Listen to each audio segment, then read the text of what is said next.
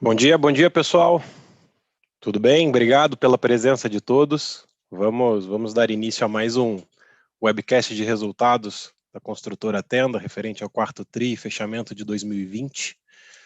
Meu nome é Álvaro Cauê, sou responsável pela área de relação com o investidor, e hoje aqui no evento a gente conta com o Bruno Daniel, que trabalha aqui no nosso time do RI, Renan Sanches, diretor executivo de Finanças e Relação com Investidores, e Rodrigo Osmo, diretor-presidente. A dinâmica do call vai ser muito parecida de como que a gente fez nos anteriores, tá? Então, eventualmente, o Renan vai fazer uma apresentação dos resultados, na sequência, o Rodrigo conta um pouquinho das novidades do offsite, e aí a gente vai abrir o quórum para perguntas e respostas, tá? Eu peço a gentileza de quem tiver uma pergunta para entrar na fila, peço a gentileza para apertar no botãozinho de Raise Hands, manter as mãos levantadas. Nós por aqui vamos fazer a intermediação, abrir o microfone para que vocês possam fazer as perguntas, tá? Eu vou aproveitar que o pessoal está entrando aqui na sala, eu vou ler o disclaimer e na sequência a gente inicia o evento, tá bom? Esse é o webcast de resultados de respeito aos resultados financeiros da Tenda do quarto trimestre fechamento de 2020. As informações da administração envolvem riscos, incertezas e podem se referir a eventos futuros. Quaisquer mudanças em políticas macroeconômicas ou de legislação e outros resultados operacionais podem afetar o desempenho da companhia. Renan, passo a palavra para iniciar o evento. Muito obrigado, pessoal. Bom, pessoal, aproveitar também, né, que bom que vocês conheceram o Cauê aqui, uma parte de vocês ainda não tinha falado com ele, né, o Cauê é nosso novo gerente de RI, na prática ele já está na Tenda há 8 anos, né, ele já trabalhou com a gente aqui na área de tesouraria, na própria área de RI, lá atrás, como coordenador, já trabalhou bastante tempo em planejamento financeiro, então ele tem uma bagagem extensa aqui na empresa e agora está com a gente aqui nesse novo desafio de atendê-los na área de RI, tá? Então, vamos passar aqui pelos resultados da companhia, uma apresentação breve para entrar logo nas perguntas de vocês. Bom, já viram quem está aqui, né? O Osmo e eu vamos apresentar para vocês aqui, primeiro a parte de on-site, depois a parte do off-site. Bom, em relação ao on-site, a gente entende que 2020 foi um ano, apesar de bastante atípico, foi um ano que a gente conseguiu entregar recordes operacionais, tanto em lançamentos quanto em vendas, né? E aqui a gente destaca especialmente vendas, a gente teve um crescimento de 25% em relação ao desempenho de 2019. Lançamentos também teve um crescimento, mas foi um crescimento menos expressivo, né, de 3%.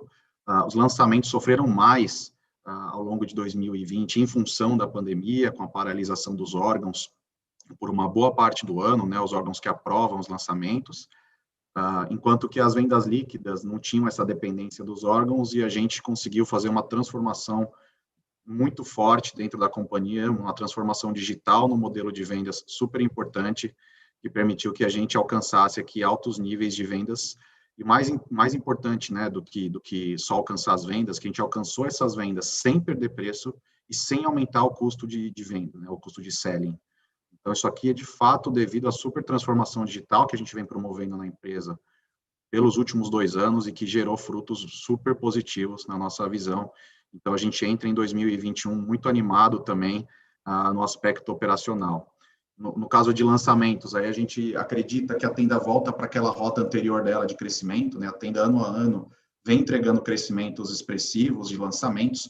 2020 foi uma exceção, de fato, pela pandemia, mas a gente entende que manter o nível de lançamentos de 2019 foi muito importante, né? Ao menos manter, a gente conseguiu fazer isso. Isso permitiu que nossas obras não tivessem interrupções, além daquelas que foram exigidas no início do Covid, né? A gente conseguiu manter nossas obras rodando pelo alto nível de lançamentos que a gente teve, né? Então, agora em 2021, a gente acredita que é um ano bastante interessante de crescimento operacional. Nosso guidance de venda líquida, ele já dá dicas nesse sentido, né, que a gente acredita em um bom ano nesse sentido também, colhendo ainda frutos dessa transformação digital que a gente vem fazendo, que não está perto do fim, né? No nosso Tenda Day, o Martini, o nosso executivo aqui de marketing e vendas, ele apresentou para vocês algumas das iniciativas que a gente tem e onde a gente aposta para continuar ganhando eficiência, e a gente está ainda no começo dessa jornada, tem muita coisa legal para a gente trazer aqui no aspecto de transformação digital, especialmente na parte de vendas, tá? Então, operacionalmente, um ano bom, apesar de todos os desafios que a gente viveu. Pegando aqui, né, como que aconteceram os repasses e aí a geração de caixa operacional decorrente disso, esse foi um ano que a gente também cresceu em repasses. Nós fizemos 2 bi 100 de repasse contra 1 bi 600 de 2019, então foi um bom crescimento. A gente nota que o primeiro e segundo trimestres mais fracos, né, onde a pandemia pegou de forma mais importante, depois a gente conseguiu resgatar um pouco dessa eficiência. Ainda não foi o volume que a gente gostaria de ter feito, né, mas já foi um volume mais aceitável. Isso permitiu que no ano a gente tivesse geração de caixa. Não foi, não era também, né, a geração de caixa que a gente esperava no início do ano, claro, mas ainda assim foi uma geração de caixa positiva. E aqui, né, a gente nota que nesses 70 milhões de geração de caixa do ano, nós tivemos 28 milhões de consumo de caixa do off-site, né? Então, vocês vão ver que daqui para frente a Tenda vai ter todo o cuidado de demonstrar todos os seus números abertos entre on-site e off-site, por questões de governança e para vocês poderem acompanhar os projetos de forma separada, até porque eles estão em momentos muito diferentes, né? Nem dá para juntar. Então, vocês notam que a gente, no on-site, fez uma geração de caixa na ordem de 100 milhões de reais aqui em 2020. No quarto TRI, especificamente, a gente teve um consumo de caixa da ordem de 54 milhões, sendo 45 no on-site. Isso aqui veio, de fato, porque a Tenda decidiu iniciar o maior volume de obras possível para tentar se proteger contra os aumentos de custo e tentar acelerar essas obras, né? Porque a gente já tinha, desde o início, a Tenda já tinha esse call de que esse aumento de custos não parecia ser provisório, ele deveria ser algo que ia perdurar por um tempo. Então, a gente tomou essa medida também de antecipar a execução das obras no máximo possível. Isso trouxe esse consumo de caixa no quarto TRI, mas ainda preservou uma geração no ano inteiro, tá bem?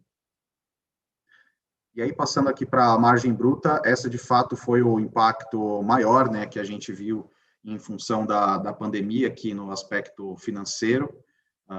E a gente entende que uma boa parte disso vai acontecer ainda em 2021, né? Então, pegando a margem bruta efetivamente do resultado, nós fechamos no quarto trimestre aqui com uma margem bruta de 31,0, então foi uma queda em relação ao terceiro TRI, especialmente no quarto TRI teve um efeito não recorrente de 11 milhões aqui, que a gente não deveria ver ele ocorrendo para frente. Então, a margem bruta recorrente do quarto TRI teria sido um ponto percentual maior, até um pouco mais do que isso. Mas a gente já nota, e o que é mais importante para a gente já nota a margem de resultados futuros caindo também, né? Então, a gente fechou o ano agora com a margem de resultados futuros em 35,2. E isso aqui, especialmente, essa queda, especialmente no último TRI, pelo aumento dos custos materiais, que uma parte a gente já apropriou ele aqui no quarto trimestre, né? Então, foi uma queda expressiva. E a gente não entende que as pressões estão no final, né? A gente ainda tem visto bastante notícia e falado também sobre isso na mídia, as pressões por aumentos de custo ainda continuam, então a gente ainda imagina que essa margem REF ela tem uma tendência de queda aqui, assim que as novas negociações de materiais se concretizarem e elas já estão em andamento, né? Então a Tenda entregou em 2020 um desempenho de margem bruta próximo de 32%, se a gente fosse fazer a margem bruta recorrente, e nós demos já um guidance, desculpa, estou falando de margem bruta ajustada, né, de 32,5%, mais ou menos, se a gente fosse fazer o efeito recorrente, e a gente deu um guidance para 2021 de uma margem bruta de 30 a 32, margem bruta ajustada de 30 a 32, que já reflete um bom pedaço desse aumento de custos que a gente está prevendo. Claro que ele pode ser maior ou menor, a nossa expectativa é que ele seja maior do que o que a gente previu no guidance, né? Então, o que a gente está imaginando hoje é que a Tenda tem uma perspectiva de entregar o guidance do ponto médio para baixo, né, em função desses aumentos de custos que continuam sendo pressionados, e isso deve passar pelo resultado ao longo do ano de 2021. Tá? Por fim, essa margem bruta menor, né? E um outro efeito que a gente não colocou aqui no gráfico, mas ele é muito importante, foi o resultado financeiro da companhia, que foi bem inferior a 2019, também em função do Covid, né? Em dois aspectos. Primeiro, aspecto foi a queda de receitas financeiras, porque a taxa de juros chegou a um patamar de juros real negativo, isso a gente não tinha previsto, a gente não estava com isso nas nossas projeções, né? E a segunda coisa é que as dívidas ficaram muito mais caras e a Tenda tomou bastante dívidas no período inicial de Covid, né? Então, só o resultado financeiro, comparando o resultado financeiro ano contra ano, ele ficou 30 milhões pior que 2019.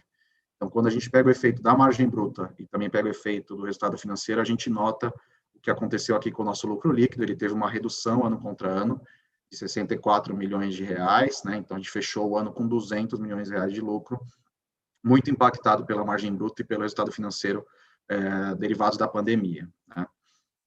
Para 2020, a gente também teve 9 milhões de despesas do off-site, né? Então, na prática, o on-site entregou 209 milhões e o off-site entregou 9 milhões de prejuízo, dado o estágio inicial do projeto. A gente já também informou para vocês qual é a expectativa de prejuízo do off-site ao longo dos próximos anos, para a gente colocar esse projeto de pé, né? Quanto tempo deve levar esse prejuízo, isso tudo também a gente falou no Tenda Day. Mas o on-site ele tem capacidade, obviamente, de suprir esse prejuízo que vai ser entregue pelo off-site, tanto em termos de geração de caixa, quanto em termos de P&L, efetivamente. Então, daqui para frente, a gente imagina ainda sofrer um pouco com margem, mas o tamanho crescente da companhia deveria ajudar a gente na lucratividade de uma forma melhor do que aconteceu em 2020. Tá? Bem, eu vou deixar aqui depois para as perguntas, para a gente entrar mais nos detalhes do on-site. Vou passar aqui para o Rodrigo falar um pouquinho de off-site com vocês, as novidades que a gente tem. Vamos lá? A gente pode passar, por favor. Bom, o que a gente evoluiu nesse trimestre com relação ao que a gente vinha fazendo? Acho que o primeiro ponto meritório é uma parceria que a gente firmou com a Tec Verde. Eles estão executando uma obra para a gente em Leme, aqui no interior de São Paulo, e é uma parceria importante, porque vincula as duas principais empresas de wood frame no Brasil. A gente, obviamente, está operando numa escala, imagina operar numa escala diferente da Tec Verde, mas a Tec Verde ela foi a pioneira em wood frame no Brasil e já está há 11, 12 anos nessa jornada, e foram os desbravadores e importantíssimos para legitimar essa tecnologia como uma tecnologia viável. E, obviamente, tem um conhecimento acumulado enorme nesse tempo todo, nessa jornada que eles fizeram até agora, e para nós é muito importante ter uma relação muito próxima. São caras super bacanas, então a gente está em constante conversa com eles e estamos fazendo uma obra junto com eles, numa expectativa de transferência de tecnologia. Então, estamos aprendendo uma barbaridade com esse pessoal. Com relação à fábrica, a gente deve ter a fábrica operando no segundo semestre desse ano, e os equipamentos devem chegar por agora. Já são 18 containers vindo da Suécia, e tomara que a gente já consiga começar a produzir ainda numa escala muito piloto já no segundo semestre do ano. Com relação ao DATEC, o DATEC ele é um documento que permite a gente contratar com a Caixa Econômica. Na ausência de uma norma específica sobre o wood frame, que é algo que ainda está sendo discutido no Brasil, o DATEC é o documento que dá o conforto para a Caixa contratar tecnologias diferentes. Nos primórdios da parede de concreto, a gente também contratava com o DATEC, quando ainda não existia a norma. A gente vem trabalhando no DATEC desde 2019, então há quase 2 anos, e a nossa expectativa é que também no primeiro semestre a gente já consiga ter esse DATEC, o que seria mais uma etapa vencida importante do projeto. Vamos para a próxima, por favor.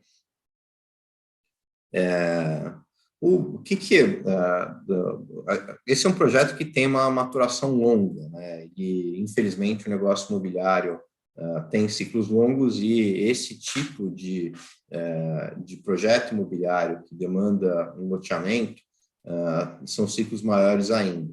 Em prazos normais, entre a prospecção do terreno e o seu lançamento, a gente estaria falando de 2 a 3 anos. Obviamente, a gente vai colocar uma energia enorme para tentar acelerar alguns desses processos, mas os ciclos são longos, a gente não tem muito como fugir disso. Só que, então, os resultados efetivos, a rentabilidade do projeto, como a gente já adiantou no Tenda Day, devem demorar. A gente deveria estabilizar e virar tanto cash flow quanto lucrativa a empresa lá para 2026. Isso não quer dizer que a gente não possa ir acompanhando se a iniciativa tem angariado de sucesso ou não. E provavelmente um indicador que seja muito importante para nossa percepção se o projeto está andando bem ou não é o ganho de escala dele. A escala, a velocidade com que o projeto cresça, ele vai começar muito pequenininho esse ano, um pouquinho maior ano que vem, mas é importante que ele cresça ano a ano. A escala, ela é uma consequência da aceitação do produto. A gente só vai conseguir ganhar escala se o produto está tendo boa receptividade no mercado, e ela é uma condição necessária para estabilizar custos, para a gente conseguir o que a gente imagina que possa ser uma liderança em custos com essa abordagem industrial. Então, é muito importante a gente ir acompanhando como é que isso se desenvolve daqui para frente. No primeiro momento, como o projeto é incipiente, o que a gente deveria olhar é a compra de terrenos, que é a etapa predecessora ao lançamento, que é a predecessora à venda. Então, eu acho que a gente gostaria de ter um desempenho de prospecção importante ao longo desse ano para dar conforto para a empresa e ganhando a escala nos anos subsequentes. Acho que é isso. Acho que é isso. Vamos dar início ao Q&A agora. Só lembrando que quem quiser fazer pergunta, peço por favor que utilize o botão Raise Hands, que eu vou fazer a mediação por aqui. Já temos algumas perguntas aqui. A primeira delas vem da Thaís Alonso, do Citibank. Thaís, você já pode tirar o seu microfone do mudo e fazer a sua pergunta, por favor. Oi, bom dia a todos. Parabéns pelo resultado. Primeira pergunta que eu queria fazer é em relação aos processos judiciais que passaram na linha de outras despesas. Vocês poderiam comentar um pouquinho melhor sobre isso? Sobre os 11 milhões que passaram na linha de não recorrentes? E também, se puderem comentar qual que é a sinergia dessa parceria com a Tec Verde, eu ficaria grata. Obrigada. Oi, Thaís, obrigado pela pergunta. Rodrigo, eu falo dos judiciais e dos 11 milhões não recorrentes, tá? E depois você fala da Tec Verde. Bom, em relação aos processos judiciais, Thaís, a Tenda tem adotado uma estratégia, né, a partir do ano de 2020, com bastante energia no quarto TRI, de aumentar de forma relevante os acordos antes dos julgamentos dos processos. Por que isso? Porque a gente ainda tem bastante coisa antes de 2013 passando como ações judiciais, né? Então, a gente já consegue ter uma estatística muito qualificada de quais são os tipos de processo que a gente tem mais chance ou menos chance de perder. Quando a gente consegue fazer um acordo bastante precoce, em causas que têm um risco razoável de a gente perder lá na frente, a gente consegue uma economia bem substancial. Então, nós começamos essa iniciativa, desenhamos ela ao longo do primeiro semestre, ela veio ganhando corpo no quarto TRI, isso fez com que a despesa do quarto TRI aumentasse, e como contrapartida, quando a gente olha aquela nota no balanço, né, a nota explicativa que mostra o risco possível, a gente nota um decréscimo super importante, né? Então, a gente gastou dinheiro na DRE, que foi notado pela DRE, né, nessa linha de outras despesas, e como consequência, a gente teve uma economia bastante substancial na linha de risco possível. A Tenda tende a continuar essa estratégia ao longo de 2021, só que nós não entendemos que o volume de despesas judiciais por trimestre fique tão alto quanto o quarto TRI. Por quê? Porque uma parte do que a gente já fez de acordos já vai aliviar um pedaço do que iria passar pelo resultado esse ano. Então, nós deveríamos voltar a ter um nível de despesas judiciais muito parecido com o que a gente vinha apresentando até o terceiro trimestre. Ele estava razoavelmente estável já há um tempo, né?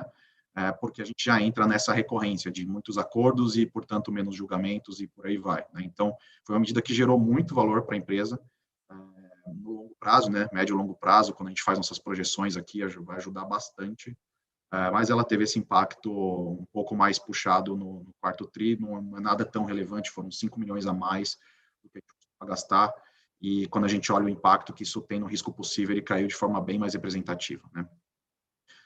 Esse é o primeiro ponto. O segundo ponto são esse item nas linhas não recorrentes, né? A gente aumentou a provisão de garantia da companhia em algo como 11 milhões em função desse item não recorrente. Na prática, é uma obra grande que a gente tem lá no Butantã, é a maior obra que a Tenda já fez, são 3.300 unidades, e essa obra ela fica acima de uma encosta, o terreno do vizinho é a encosta, né? E a drenagem de água do vizinho, ela começou a dar problema desde as últimas chuvas que a gente teve. Desde o início de 2020 para frente, a gente começou a notar problemas e até alguns deslizamentos na encosta do vizinho, né? E aí a Tenda resolveu fazer um super reforço, como é uma obra muito grande, né? 11 milhões é muito dinheiro, óbvio, mas por unidade, né, construída, ele não é tão relevante assim. A gente preferiu fazer todo esse reforço na encosta para prevenir qualquer problema e não precisar ficar à mercê do que o vizinho está fazendo com a drenagem dele, para não afetar nossos clientes. Hoje não tem risco efetivo, os clientes que estão morando lá, eles estão longe dessa encosta, não tem nada, nenhum risco mais severo, mas é uma proteção que a gente preferiu ter. E mais importante do que isso, na nossa visão, é que os nossos orçamentos, né, daqui para frente, eles contam cada vez menos com os vizinhos nesse sentido, né? Então, a gente tá se protegendo, né, desde os meados de 2020, os orçamentos, né, especialmente nessas obras de infraestrutura maiores, a gente está se protegendo contra cenários do que o vizinho poderia ou não fazer, como é que ele lida com a drenagem dele, enfim. Então, esse evento acabou servindo para a gente enrobustecer bastante nossos projetos de infra daqui para frente, mas, enfim, não teve jeito, a gente decidiu que é mais seguro fazer isso mesmo, e a gente já provisionou ele integralmente agora no quarto trimestre de 2020, tá? Rodrigo, você fala sobre a Tec Verde aí? Olá. Tudo bom, Thaís? Não, o que é essa parceria com a Tec Verde? A gente tem uma obra com eles, e essa obra uma transferência de know-how importante. Eles têm 12 anos de experiência acumulada nessa tecnologia de wood frame. E, além disso, nós temos uma relação muito próxima com eles. Isso é importante para juntas as duas empresas desenvolverem no Brasil o wood frame. Essa é uma tecnologia inovadora, precisa ser normatizada, o brasileiro precisa ser aculturado, e é importante que as duas empresas que estão apostando na tecnologia se deem as mãos para fazerem isso de forma conjunta.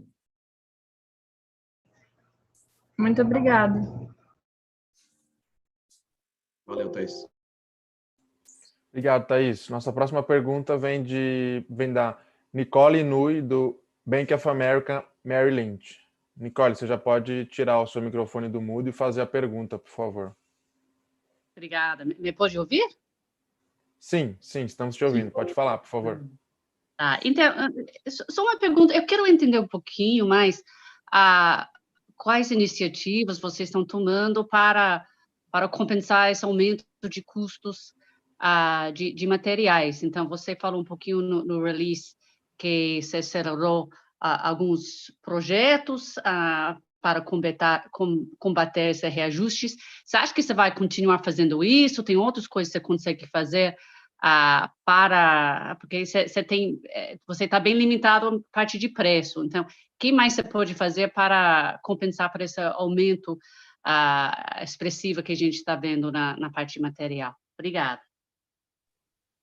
Tá legal, vamos lá. Nicole, dando um contexto um pouco maior, né, assim, a Tenda sempre, né, teve como principal ponto, né, a atuação em um segmento baixo de renda, e isso traz uma elasticidade a preço muito forte, né? Então, isso é um desenho do nosso modelo de negócio lá atrás.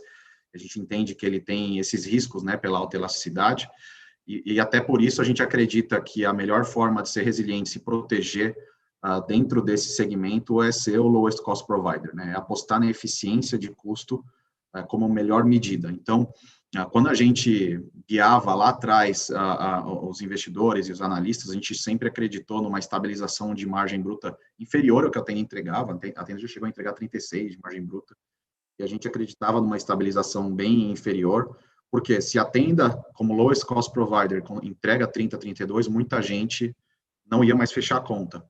Isso é um pouco do que já vem acontecendo agora, né? Então, de fato, isso se confirmou em alguns aspectos. A gente já começa a ver concorrentes dizendo que as contas não fecham, que as contas para a tenda continuam fechando, né, a despeito dos custos. É claro que a margem cai, mas ela ainda cai para níveis muito saudáveis para a companhia, pela forma que a gente se estruturou e tem eficiência aqui dentro da empresa, né? Então, é só um contexto de que o que está acontecendo agora, a gente acreditava que a margem ia cair. Claro que a gente sabia que direcionalmente a margem devia cair, a gente não sabia por onde ia vir, né? Se ia vir pelo custo, por uma redução do subsídio, enfim. Mas a gente está chegando a um patamar de margem que isso já impede players menos eficientes de operarem, enquanto a gente continua ainda operando com muita lucratividade, né? Isso tende a fazer com que a tenda aumente a sua representatividade no programa, né? Enquanto a gente continua acelerando lançamentos e vendas, as empresas estão tirando do pé, estão saindo, especialmente as menos estruturadas. Isso faz com que a tenda aumente seu market share e tenha um espaço ainda mais limpo para as expansões que a gente quer fazer, né? Então, por exemplo, o off-site, que a gente também vai operar no faixa 2 do CVA, né, do Casa Verde Amarela, a gente bebe de uma água mais limpa de concorrência ainda, com os players pequenos saindo das cidades médias e pequenas, porque as contas não fecham mais, né? Então, esse ambiente competitivo, ele tende a ficar cada vez menos hostil, pela dificuldade de fechar a conta, enquanto isso a tenda pela ter liderança de custo, se apropria desse espaço, né? Isso é bem importante. Ou seja, essa mudança, essa situação de custos agora, ela não muda os planos da companhia para frente, muito pelo contrário, a gente tem mais energia para ocupar esses espaços vazios que vão aparecer no programa, tá? Agora, pensando na compensação de margem efetivamente, que foi sua pergunta direta, essa estratégia que a gente tomou no quarto trimestre é muito eventual, né, Nicole? Ela não resolve o longo prazo do custo de nenhuma forma, né? Talvez faça com que uma das tenha um aumento, mas não é nada muito relevante, né, quando você pensa num grande escopo das coisas. Então, para a gente, a grande questão é como a proteção aqui ela tem que acontecer ou através da gente suportando isso na margem e possivelmente aumentando o VSO, porque faz sobrar cliente, né? Os concorrentes, em geral, estão aumentando o preço, e quando eles aumentam o preço, um extrato de rendas deles não consegue comprar mais, e eles vão comprar comigo, a tenda tem esse quê de produto essencial, né? Então, isso tende a aumentar meu market share, meu VSO, ou então eu posso, ao invés de aumentar meu market share, VSO, tentar aumentar um pouco de preço, né? O driver da companhia enquanto eu tenho um estoque garantido, e o projeto for rentável, faz sentido eu continuar aumentando o VSO, porque a elasticidade é muito alta. Tá? Então, a gente está querendo, de maneira geral, se apropriar desse espaço maior do mercado para aumentar nossa performance de vendas, né? E a gente vai fazer isso na medida em que houver espaço. As situações em que o VSO, se ele ficar alto demais, eu vou ter out of stock em algumas regiões, e obviamente não faz sentido, e a gente deve fazer um trade-off para preço, né? Aumentar um pouco o preço para lidar com isso. Então, a depender desse efeito dinâmico de como os concorrentes reagirem, e do que a gente tem notado, eles estão aumentando o preço, a gente tem a condição ou de melhorar a nossa performance através de VSO, ou de preço mesmo, né? Que a gente acredita mais no primeiro aqui, assim, sumariamente no primeiro, mas também deve acontecer um pouco do segundo, né? Então, essa é a melhor proteção que a gente pode ter. No guidance que a gente previu para vocês, não tem nenhum tipo de aumento de preço por este efeito dinâmico, então isso seria algum upside que viesse, mas eu não considero hoje que ele é tão relevante, né? Porque na prática isso acontece onde existe concorrência por clientes, né? E a concorrência por clientes ela acontece especialmente em São Paulo e um pouco no Rio de Janeiro também. Nas outras regiões que a gente atua, nosso market share ele é elevado, a gente atua quase que sozinho no nosso escopo de atuação, então a gente acredita que o nosso potencial para repassar preço ele é bastante limitado e a gente deve abocanhar aí sim uma parte mais limpa, né, beber água mais limpa e obter esse impacto em margem em função desse aumento de custo, tá, Nicole? Então acho que ele é um pouco, ele é difícil de fugir, a gente não vai conseguir fugir desse impacto em margem, não.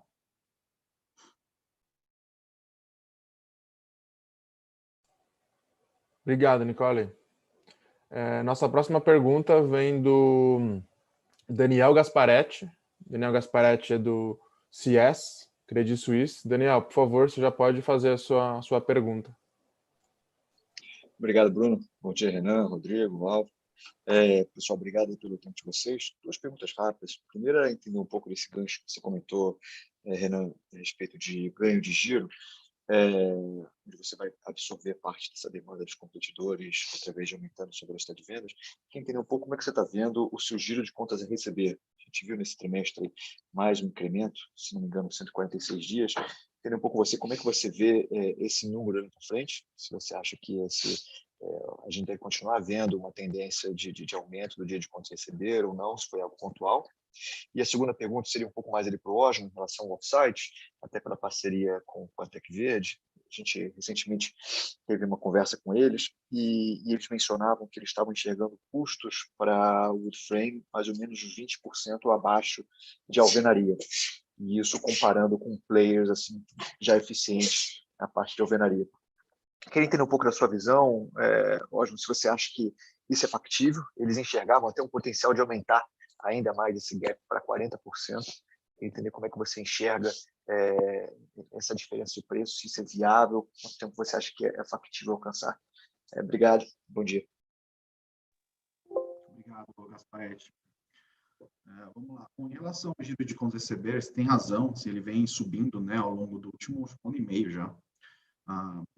Da forma que a gente vê isso, a tenda, quando ela está operando absolutamente eficiente, a gente tem o contas receber em torno de 100 a 110 dias. Isso foi o melhor indicador que a gente já obteve e conseguiu ficar assim por um bom tempo. Onde é que isso começou a mudar? Isso começou a mudar a partir do terceiro TRI de 19, onde começaram a haver muitos problemas de repasse, né? E esses problemas, eles perduraram por motivos diferentes até praticamente o segundo TRI de 20. Então, foi um ano muito complexo, né, entre o terceiro TRI de 19 e o segundo TRI de 20, de repasse. Ora, o que faltava era orçamento, ora, o que faltava era alinhamento entre o MDR e o Ministério da Economia, enfim, já passou de tudo nesse sentido. Quando resolveu-se o problema de orçamento, com a entrada do Rogério Marinho, que fez uma grande diferença nessa interlocução, teve a pandemia, né, que aí também afetou a capacidade da Caixa de dar vazão nos repasses. Então, o primeiro impacto que a gente nota dessa desestabilização dos repasses foi o nível de distratos, que a tenda sempre opera muito redondinha, entre 8% a 10% de distratos, e nesse período o nosso distrato subiu e desceu, né, ele chegou a bater 13% em um trimestre, agora ele bateu 7% no outro, então ele não está estável por causa dessa questão dos repasses desestabilizados. A gente nota uma estabilização dos repasses a partir do terceiro TRI de 20, mas ele ainda não tá da forma mais eficiente que a gente já operou. A gente ainda precisa concluir os distratos de uma carteira que não consegue mais repassar, e aí isso começa a equacionar o giro de contas a receber, né?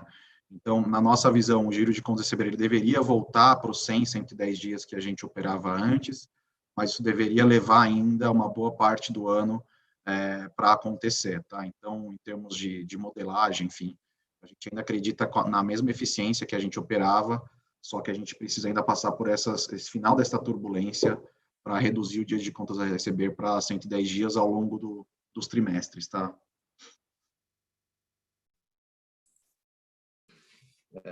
Tudo bom, Gasparetti?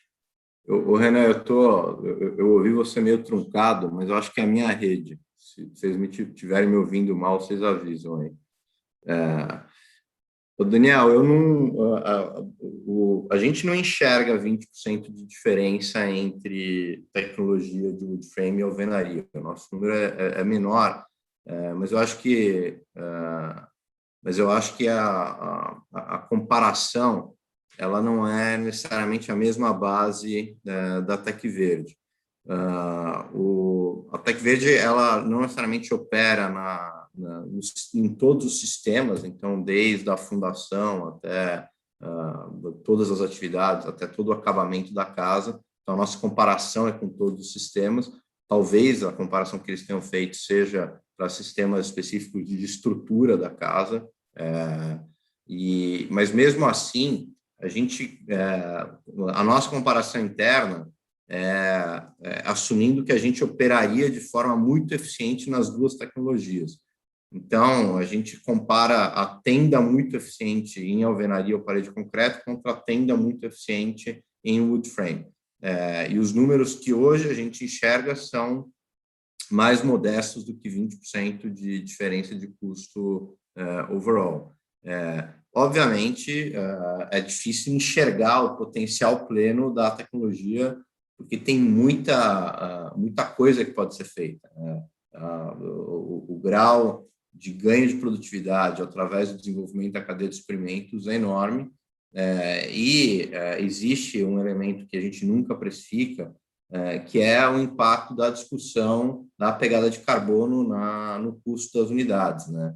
A gente está substituindo os dois materiais mais emissores de carbono de todas as indústrias, que é aço e cimento, pelo material o único material estrutural que captura carbono, que é a madeira. Isso tem valor zero hoje, valor financeiro zero, mas parece uma tendência irreversível que em algum momento do tempo essas externalidades do aço e do concreto venham a ser precificadas de alguma forma. E a externalidade positiva da madeira também. E isso pode ser um game changer, e daí sim a gente talvez enxergasse diferenças de custo no sistema como um todo, da ordem de grandeza que a Tec Verdes tem falado. Maravilha. Obrigado, Osmo, Renan, Bruno, Cauê. Bom dia a todos. Valeu, Gasparetti. Obrigado.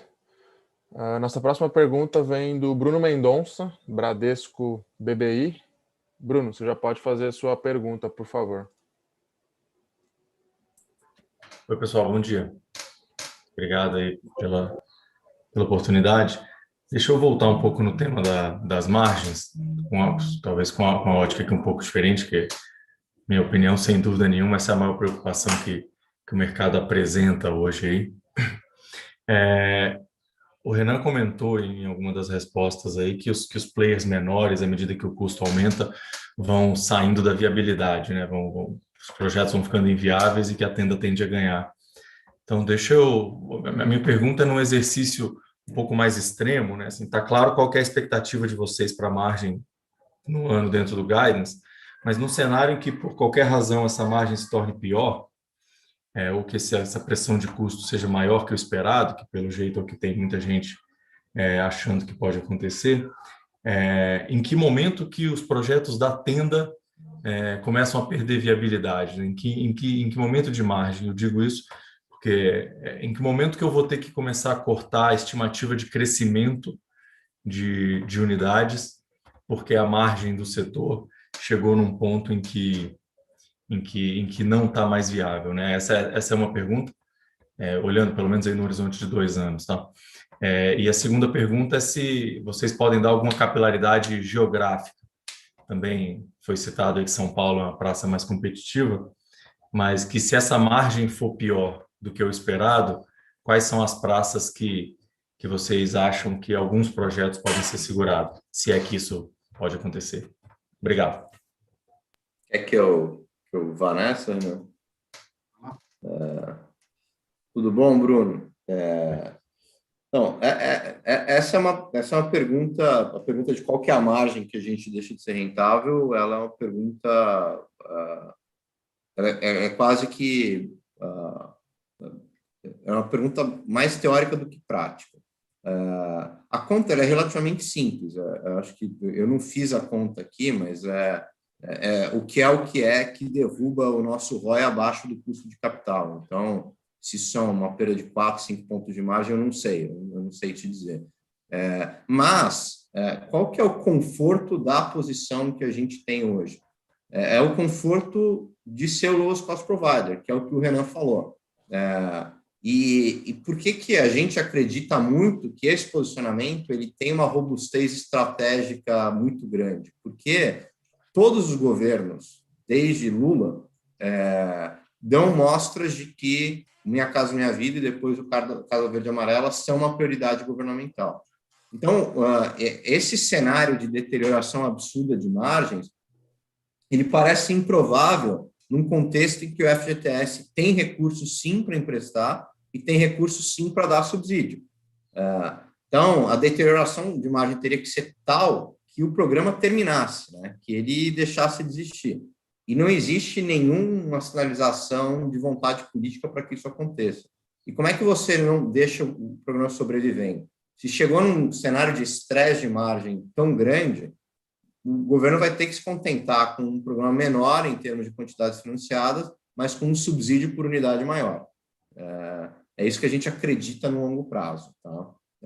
E aí a vantagem de se ser o lowest cost provider.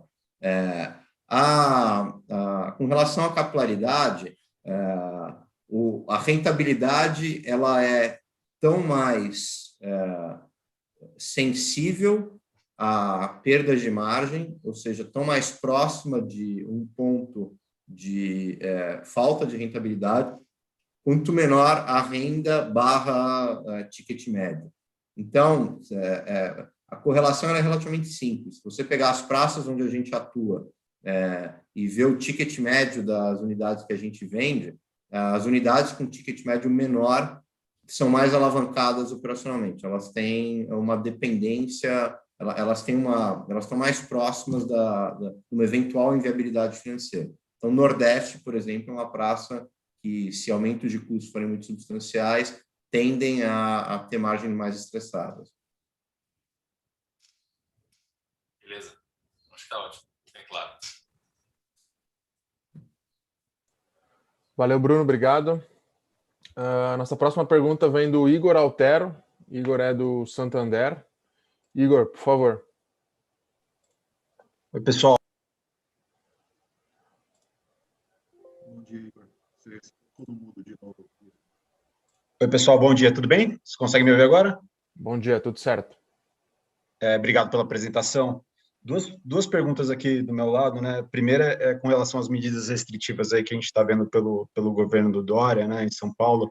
O que vocês imaginam que poderia ter de impacto do ponto de vista de obra, né? Se vocês estão vendo algum, do ponto de vista comercial também, né? Ou de uma maneira geral, né? Como é que vocês veem esses potenciais impactos? E a segunda pergunta seria com relação ao land bank do off-site, né? O que vocês estão imaginando que seria um land bank target? E olhando para as praças, assim, né? Quais são as praças que vocês imaginam que vocês devem começar a tatear para iniciar esse land bank? Só essas perguntas, obrigado. Vou falar primeiro aqui, tá, Rodrigo? O que foi? Você quer pegar a primeira? Isso. Em relação às medidas, Igor, a gente tem notado, Brasil afora, tá? Medidas de restrição. Na prática, hoje, só 2 regiões que a gente atua tem loja aberta, e as demais estão todas com lojas fechadas, né? Então, isso já é uma realidade, né? E a gente entende no aspecto de vendas que o efeito prático ele é muito baixo, tá? A gente lidou com isso lá no início da pandemia, né? Todas as nossas lojas ficaram fechadas por mais de 3 meses, e a gente conseguiu se adequar e trazer até ganhos, né, na jornada do cliente, muito menos fricção, ela mais digital, e a gente está se apropriando desses ganhos agora. Então, a gente acredita que esse fechamento das lojas que já ocorreu, ele não tende a afetar a velocidade de vendas, o preço, o que quer que seja, né? Por outro lado, a gente espera, né, colher, quando essa pandemia acabar, a gente espera colher muitos frutos, no mínimo do custo de vendas, né? Porque nós operamos o ano passado vendendo online e pagando loja, né? Ou seja, super ineficiente. E esse ano, pelo jeito, isso vai acontecer em alguma medida também, já está acontecendo, né? Então, o patamar de selling que a gente viu em 2020, que já foi um patamar muito bom, foi com essa ineficiência. E a gente espera, ao longo, né, ao fim da pandemia, começar a colher frutos e não ter mais tanta despesa fixa de loja se eu consigo fazer venda online, né? Ou então que eu adicione um novo canal, que aí eu consigo conviver maximizando vendas nos 2 canais, enfim. Mas, pelo jeito, isso não vai acontecer aqui nesse ano, né, dado todo o cenário de pandemia. Então, a gente não acredita que tenha impacto de VSO, também não acredita que tenha impacto de selling quando a gente compara com 2020, que já viveu essa realidade, tá? Em termos de obras, a gente tem hoje 11% das nossas obras paralisadas em função ou de decretos ou de contaminações em massa nas obras. A gente veio, ao longo do segundo semestre, sem contaminações em massa nas obras, os protocolos deram bastante certo, funcionaram muito bem, a gente tem protocolos muito rígidos, mas com o nível de contaminação que está acontecendo agora, 2 obras nossas já tiveram alto nível de contaminação, a gente então fez um protocolo de paralisar a obra, todo mundo fica em casa por 15 dias até isso se equacionar, né? Então, tanto essa medida quanto algumas medidas governamentais que já impedem a execução das obras, fazer com que a gente tenha hoje 11% das nossas obras paradas. Ou seja, possivelmente, esse trimestre, ele não vai ser um trimestre de andamento de obra máximo, porque agora em março a gente está vivendo isso, até fevereiro estava tudo bem, mas agora em março a gente está vivendo isso, então pode ser de novo que esse seja o ano em que a gente tenha paralisações e voltas nas obras que podem acabar afetando o andamento, podem acabar afetando também o desempenho de custo dessas obras, né, porque ela vira ineficiente, ela vira mais longa, então é algo que a gente vai ter que conviver de novo, pelo jeito, por mais um tempo, Igor. Em relação à pergunta do Land Bank, a gente não tem um número-alvo dentro de casa. A ideia é, de fato, a gente começar a crescer bastante o Land Bank. Ele ainda é muito pequenininho, mas a atuação, nesse primeiro momento, vai estar toda concentrada no interior de São Paulo. Então, é aí que a gente vai fazer as prospecções nesse primeiro momento. Tá legal, tá ótimo. E se puder só fazer um follow-up na questão das restrições, né? Qual que é a expectativa de vocês com relação ao impacto de aprovação dos projetos junto à prefeitura, né? Que esse foi um dos pontos que no ano passado foi um pouco mais delicado, né? Mas então entender se isso pode ser um risco novamente ou se não, né? Se por outro lado agora como é o segundo momento, de repente o pessoal do lado da prefeitura está mais bem preparado para tocar as aprovações de lançamento. Boa pergunta. A gente discutiu bastante internamente e a gente acredita que o impacto vai ser bem menor. Tá? As prefeituras, elas se estruturaram sim para operar remoto, então elas também colocaram reuniões digitais, aprovações digitais, então isso melhorou ao longo do segundo semestre, até porque no segundo semestre não é que todo mundo voltou a operar físico, né? Nas prefeituras eles conseguiram voltar a funcionar muito em função de terem melhorado esse aspecto digital também. Então, a gente não acredita que esse deveria ser um efeito pesado como aconteceu em 2020 para a Tenda. Pode mover uma coisa de um trimestre para o outro, mas não é nada que faça com que a gente se preocupe em não crescer, em reduzir o tamanho de operação, tá? Então, esse impacto está mais controlado, Igor. Tá ótimo. Obrigado, pessoal. Obrigado, Igor. A próxima pergunta vem do Alex Ferraz, do Itaú BBA. Alex, por favor, você já pode fazer sua pergunta. Bom dia, Renan, Osmo, Bruno e Álvaro. Obrigado aqui pela apresentação. Eu tenho uma pergunta, só acho que já cobriram bastante pontos dos calls, em relação aqui aos recebíveis, né? Vocês estão abrindo um disclosure bem bacana aí da carteira de recebíveis Tenda, os recebíveis inadimplentes mais de 90 dias. Quando a gente olha aquele índice de cobertura aqui, né, ele vem caindo consecutivamente tri contra tri, né? Final de 19 estava mais próximo de 30, e aí, se eu não me engano, está próximo a 22% o índice de cobertura da provisão. A ideia é que entender a melhora aqui na própria arrecadação. Tem algum efeito que vocês imaginam ano que vem, que por falta de auxílio vai piorar esse índice de provisão? Aqui tem alguma corzinha que vocês podem passar dessa queda?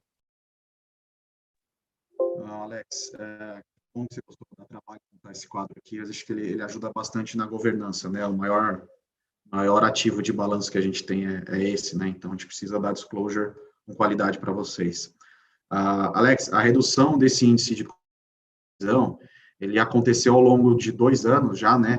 De fato, em função de uma melhora muito substancial na nossa capacidade do collection, né? Então, nossa área de cobrança foi reestruturada 2 anos atrás, vem se transformando e vem trazendo ganhos expressivos para a companhia, né? Isso aparece na DRE e você também consegue notar nesse índice de cobertura. O que significa na prática é que o meu recebimento da carteira atrasada está melhor do que era antes, está bem melhor do que era antes, né? Então, a gente tem menos clientes ficando inadimplentes e os que ficam inadimplentes, a gente consegue resgatar muito mais do que a gente resgatava antes, né? É a rolagem, né? A rolagem caiu, né? Tecnicamente, é o que o pessoal de cobrança disse.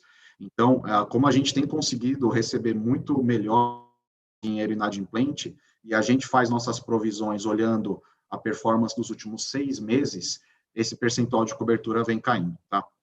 Um ponto que é importante, que é uma proteção de risco muito forte, que é bom vocês todos terem em mente, quando chega em 1 ano de atraso, a gente provisiona 100% do cliente, tá? não importa qual é o histórico acima de um ano, porque a gente também recebe dinheiro acima de um ano de atraso, não importa qual é o histórico, chegou em um ano, a gente provisiona 100%, e a gente não tem nenhum objetivo de mudar isso. Ou seja, todo esse ganho que vem acontecendo, ele vem acontecendo ou em clientes adimplentes ou inadimplentes menores de um ano, e também de a gente conseguir pegar caras acima de um ano e voltar para a adimplência, né? Mas qualquer cliente que chegue a um ano é provisionado 100%. Então, é uma proteção importante que aconteceu por essa melhora no collection. Em 2019, eu diria que o grande ganho foi a aplicação da gestão, uma gestão bastante estruturada, a exemplo do que é feito nas melhores empresas de cobrança.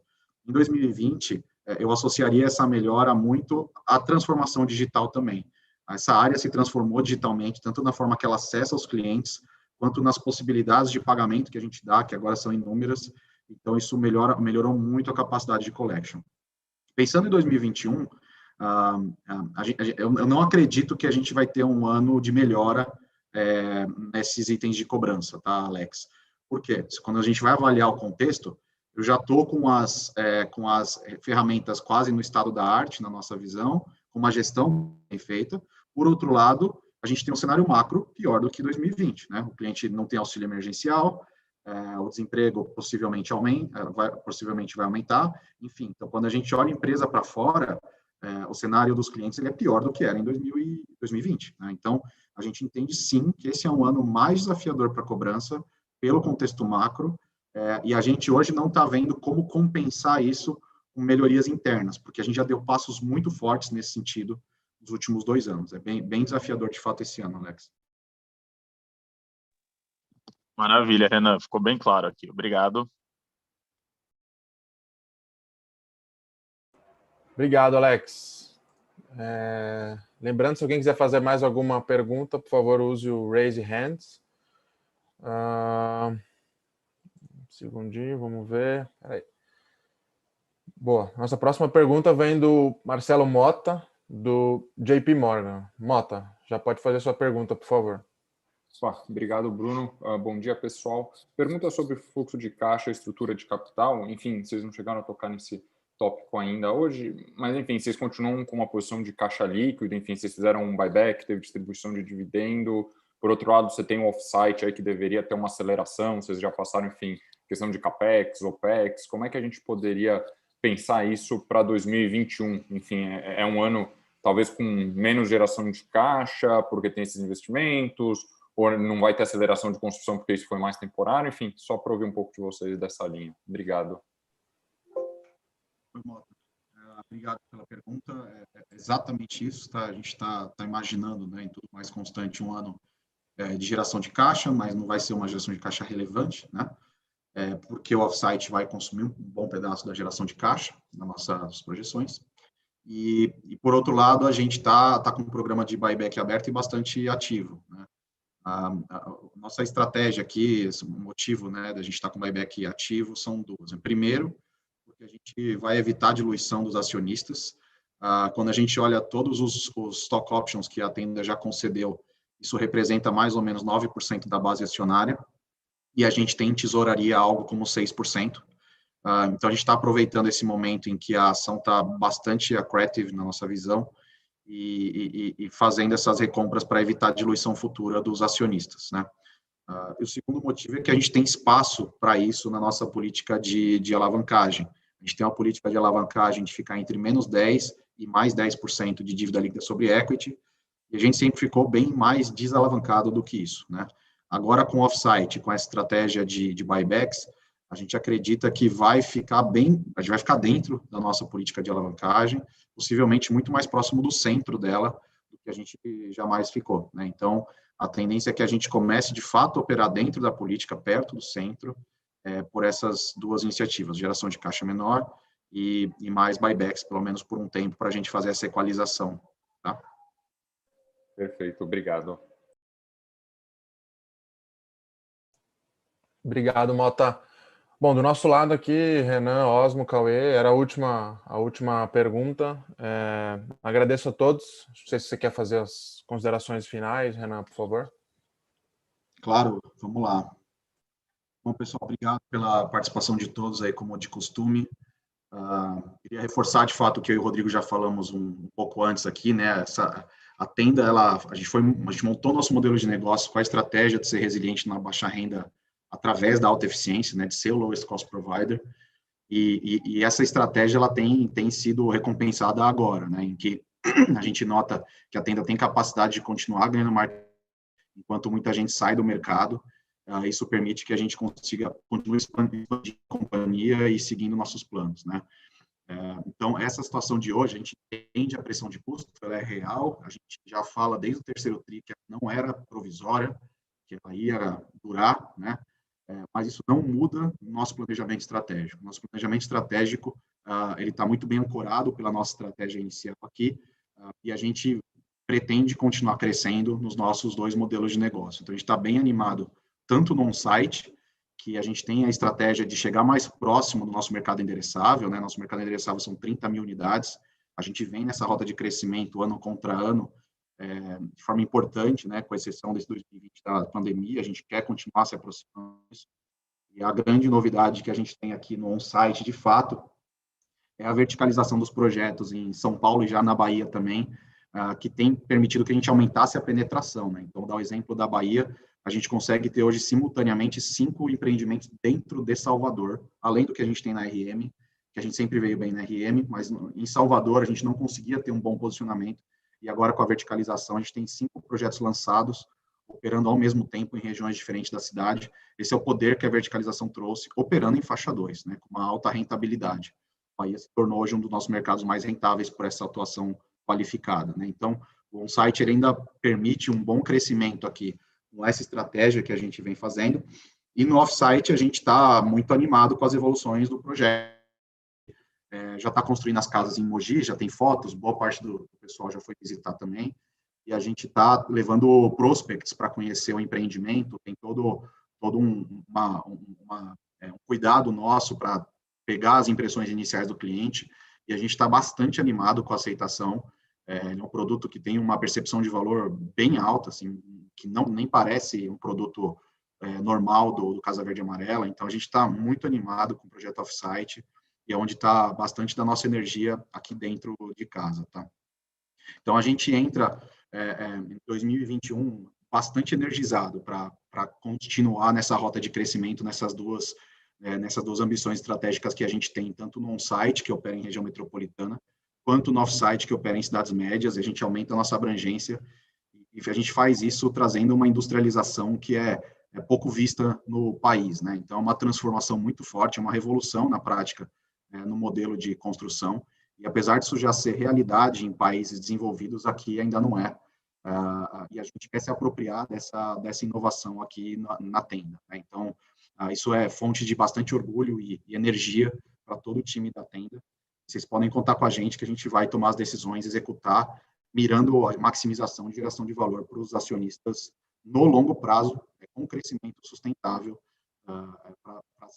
sempre com conservadorismo financeiro, para não deixar qualquer tipo de distress afetar os planos da companhia, tá?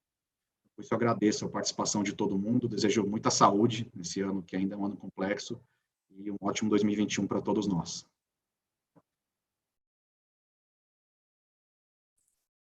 Tchau, pessoal.